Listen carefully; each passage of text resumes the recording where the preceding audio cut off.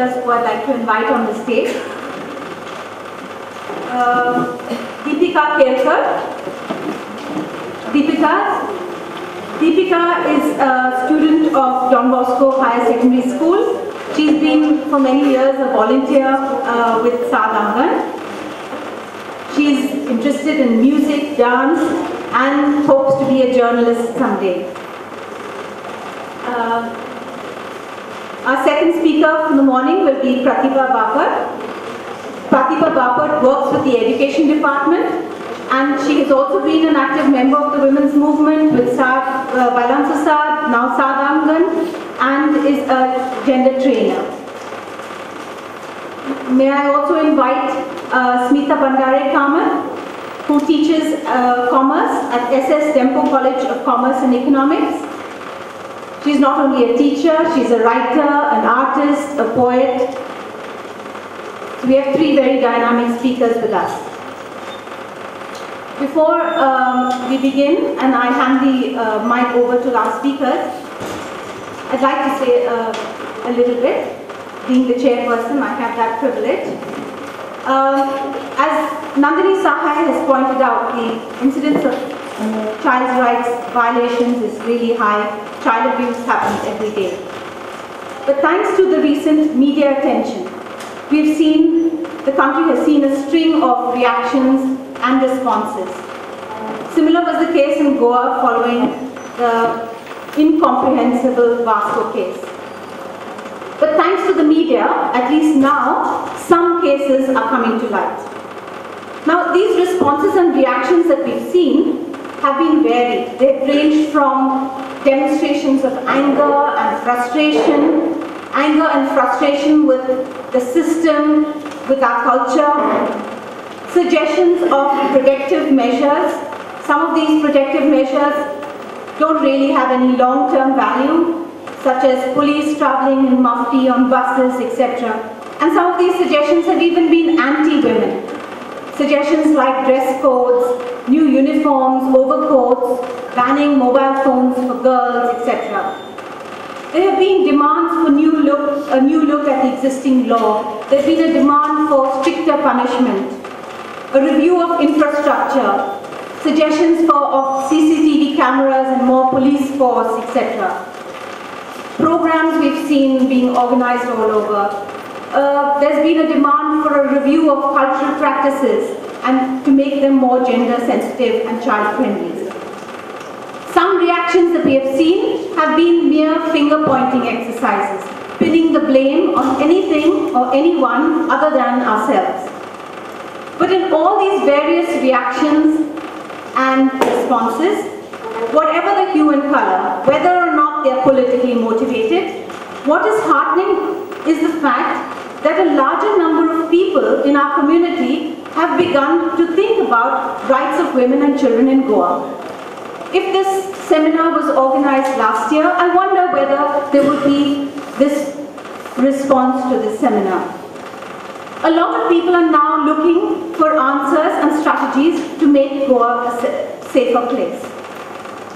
In this session this morning, I hope we will reflect on our role, whatever that may be, as members of this community.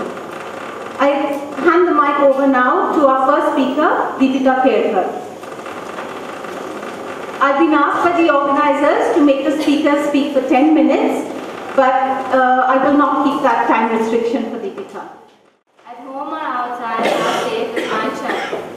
One of my friends who was harassed badly by her inmates, and after going harassment for more than 2 years, literally ran away but did not know where to go. She just walked and saw some few young boys at one place and got afraid in her mind that they might do something bad to her. She came the road and went still further and finally reached one shop. By that time she was tired enough and had no strength and energy. She preferred to stop there, and finding no any other solution, she asked for help to the shopkeeper, requesting him to call her mother, and the shopkeeper was also kind enough to help her and gave her some vegetables. By that time her mother came. Now when I read the horrifying news, I get a fear in my mind and feel what will have happened to my friend if that shopkeeper was not a good person. My friends would get harassed, molested, and I wouldn't even meet them. When we are small, nobody objects our friendship with boys. In fact, our parents encourage us to shake hands and kiss. But slowly, when actually we feel happy about having friendship with boys, everybody at home and at school objects. Nobody makes friendship, it just happens.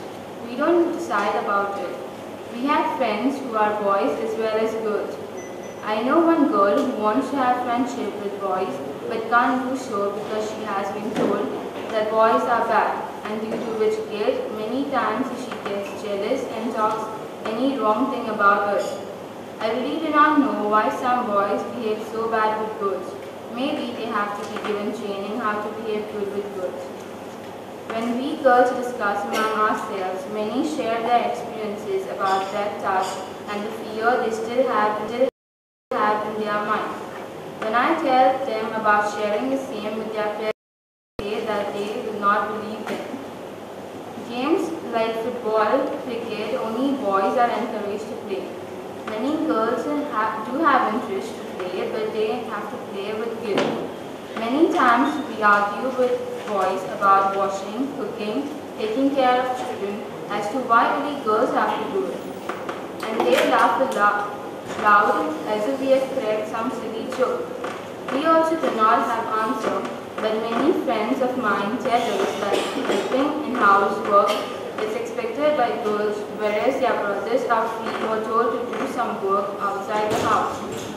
Generally, parents do not send their daughters alone with their friends for a movie or shopping, or even for educational activities, telling that it is not safe. But how will we know to do things independently when we grow big?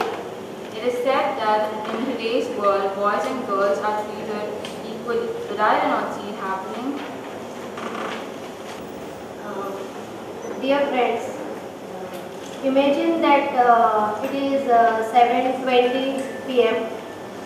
and our daughter has gone outside, say suppose from Hafsa to Benjamin in the central library, and we told her that you please come back at 7 because nowadays there is nothing that which is safe. And now it is almost more than 7:20 and we are worried about her very much. And we are going at the door and coming back. We are trying to call her, but she is not taking her call. And suddenly at 7:28, she comes on the door and she rings the bell. Imagine what we will do. Any normal person will get hot on that girl and say, आम्ही कोकणीत म्हणतात तसे, खंय गेल्ले तू इतलो वेळ? The moment that she enters, we get angry on her. And instead of telling her and giving her a comfort that, my girl, where you was, how are you fine? We get hot on her, we get angry on her. But when we should think why we get angry on that moment. What makes us get angry? Because generally that 14-15 years girl, if you don't discuss openly with her, she will not know why we get worried, why we get angry. Because we never think of telling them why we get angry. Because we feel that how can we tell such a small girl about that? This was some 10 years back story. Now girls themselves know it through newspapers, through whatever TV, whatever that media is available, they know it. So that time has gone now of not telling. And if we have to tell them in the family, it would be in a nice and comfortable way.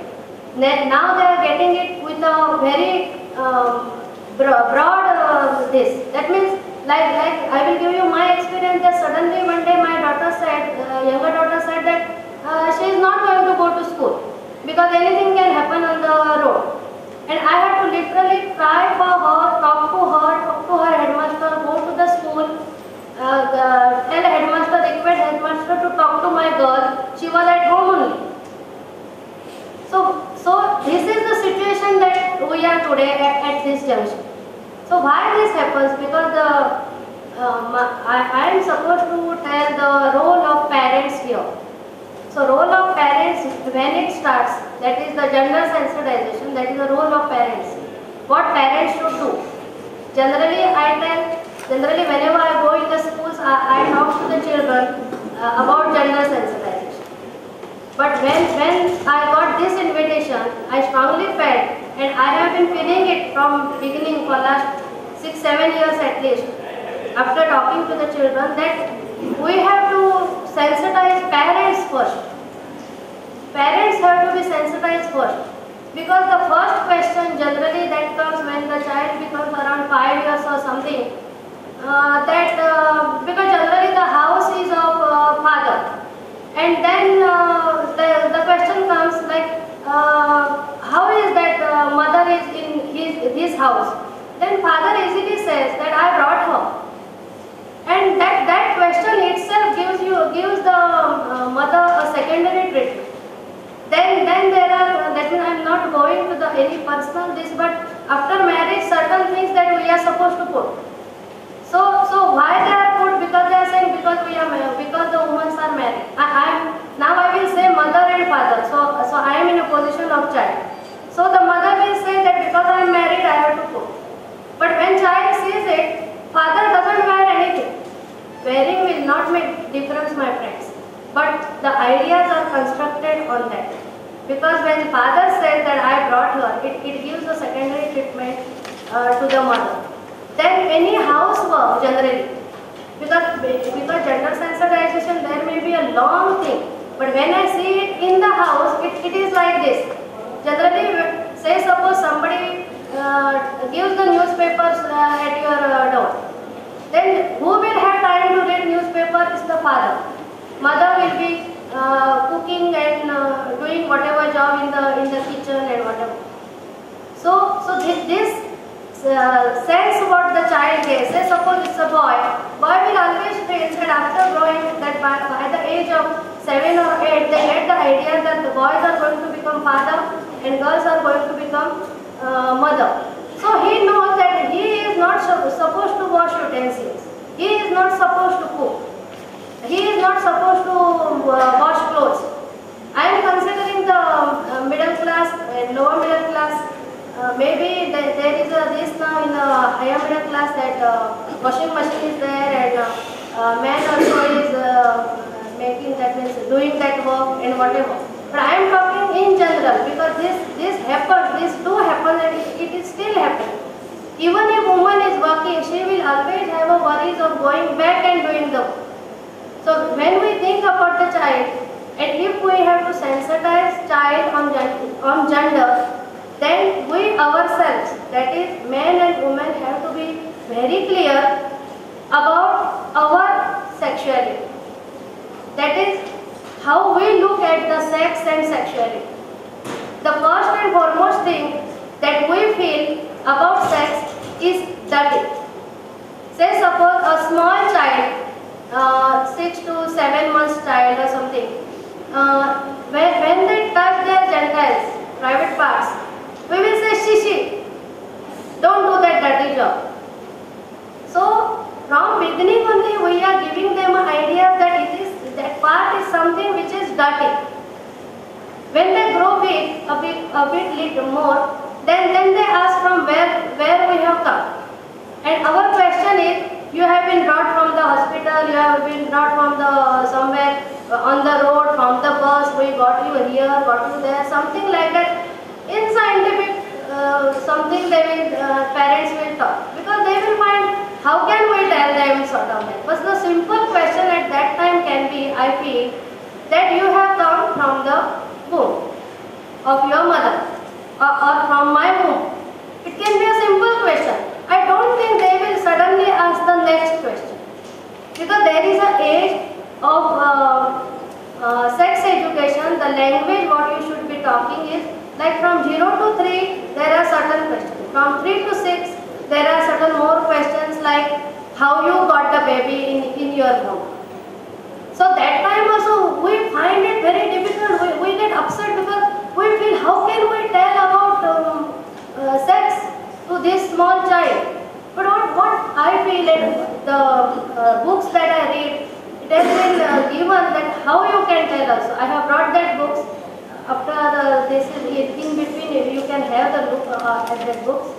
That is saying like, maybe you can say like say from father something comes in the mother's womb and then you are born. Then by the time was so fast that by the time they are 13, 14, they are already, that means they are supposed to know. But many girls are not told that what will happen at the age of 13 or 14. Many girls get afraid. Nowadays also we have seen that while taking the programs in the schools and all, either they know but halfway sort of this type something happens. Why it happens, they do not know. So secondly, when we see about talking about sex education, everybody thinks that we have to talk about the organs and the actual the function of actual.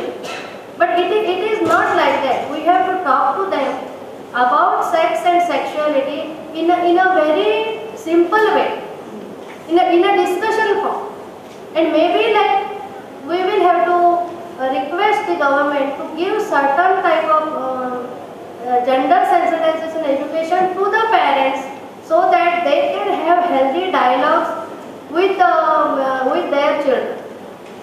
And why only their own children? Because maybe the parenting starts with the biological this.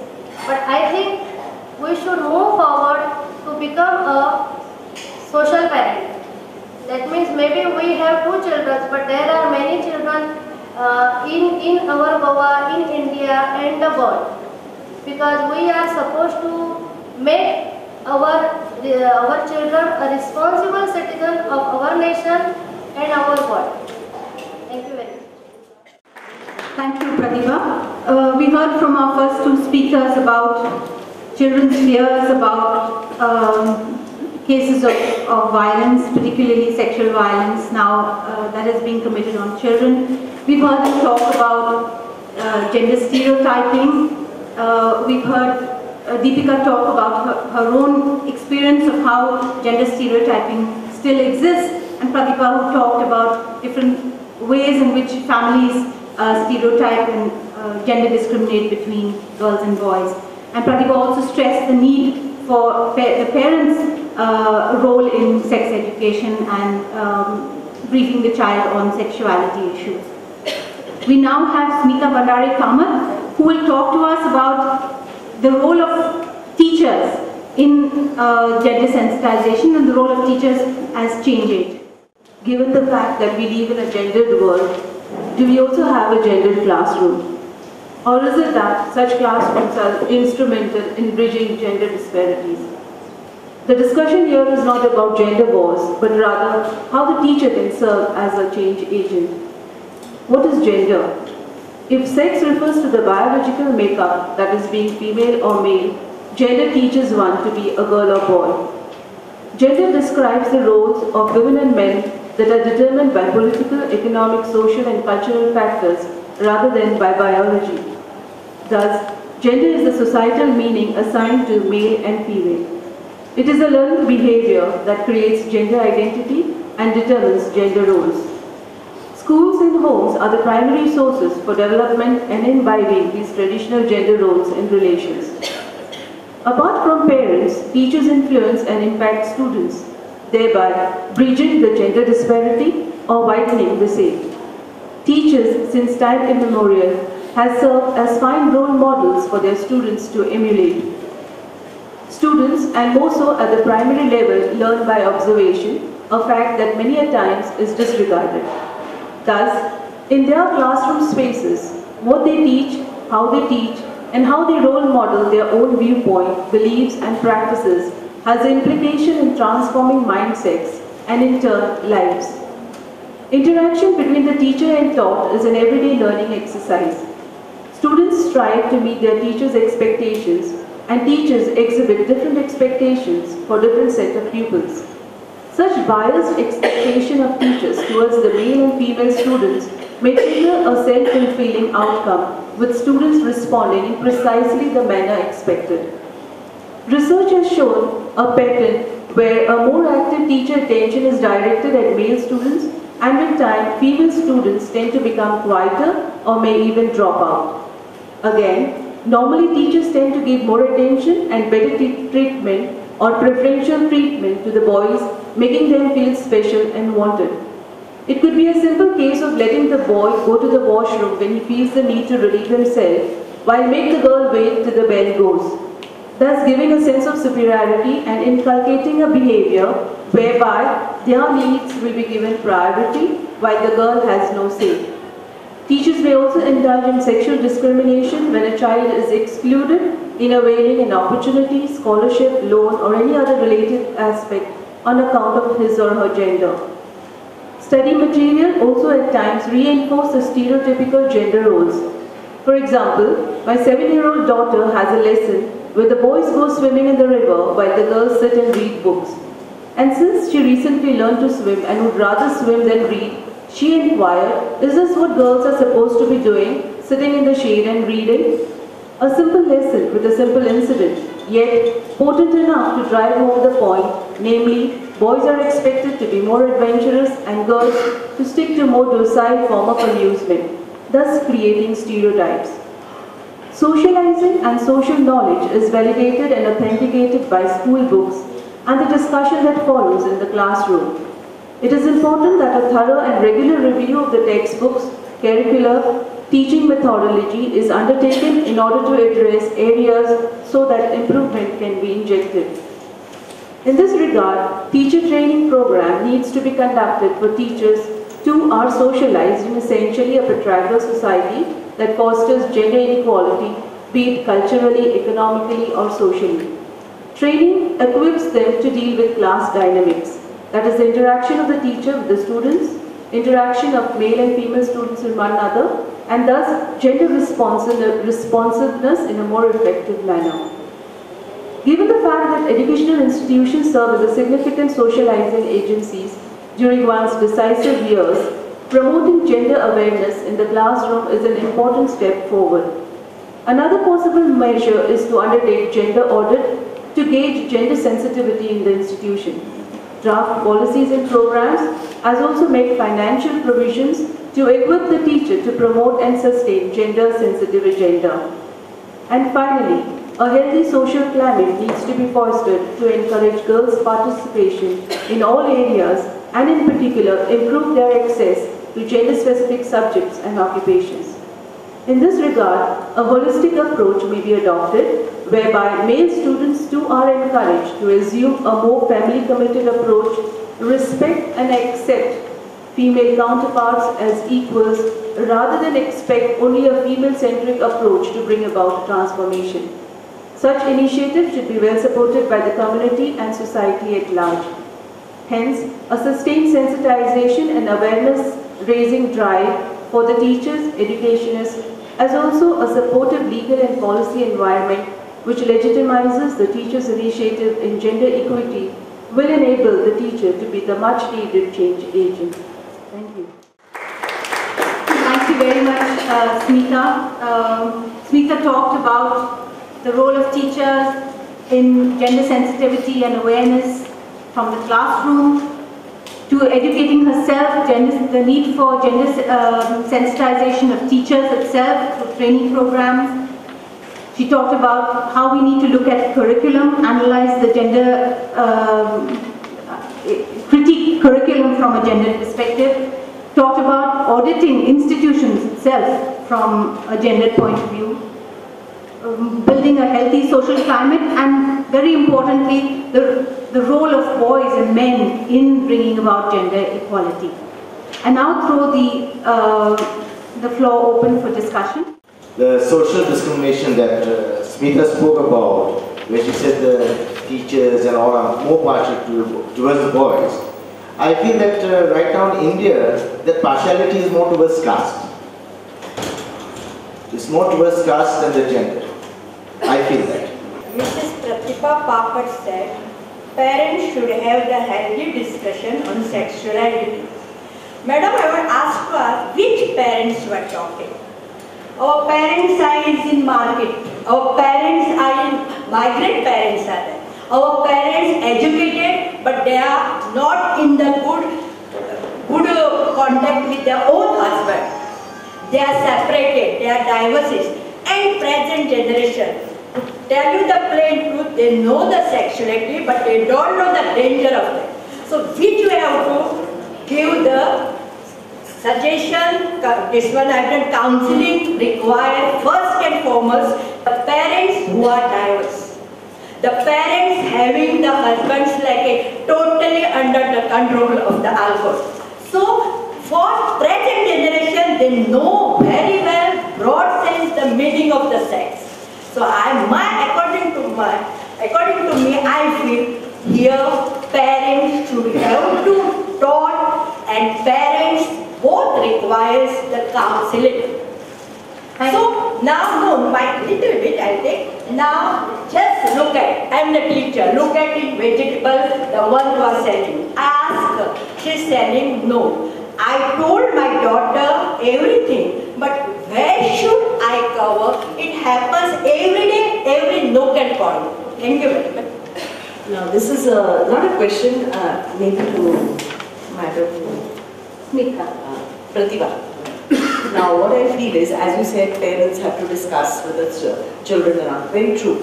And what Madam has also said is very true. Which parents? Now, apart from parents, don't you think these things should be inculcated in the school? That there should be some classes on, sex education or something like that in schools? This is my feeling.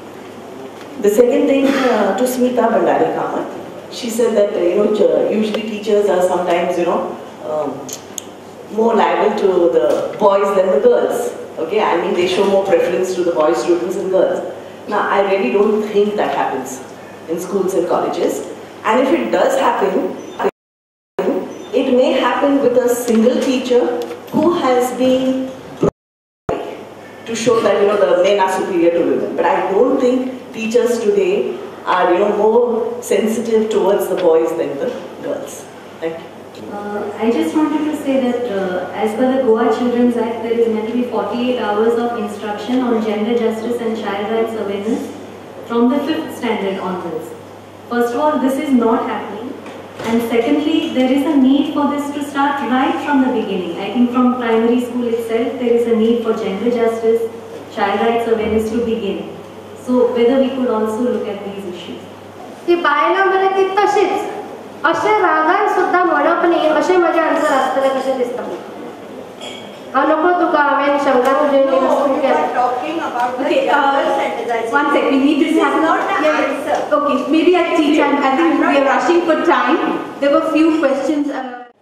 We say it takes a village to raise a child, and I think that's exactly what it is. Today, in today's world, when we live in cities, our village is our neighbors, the parents of our children's friends, our children's teachers. So everybody has to look out for everybody else, and we must respect this and welcome it, because sometimes when parents, say one set of parents tells another set, oh, we saw your child, loitering in the market when he was supposed to be in school. Sometimes parents take that, what business is it of yours? But I think it is our business to look after everybody's children. And the second point was with regard to teachers discriminating. I think it's something very subtle, and one should not take it personally, but it's important, like Smita looked at herself and looked at ways in which she may discriminate. So the same way it does happen in the classrooms. For example, I go to a government primary school where quite often when the children have done some art and craft and their papers on the floor, the teacher will always look at the girl children and say, go sweep it up, and sometimes when I've said, no, let so and so do it, and it's a boy, the girl children themselves will,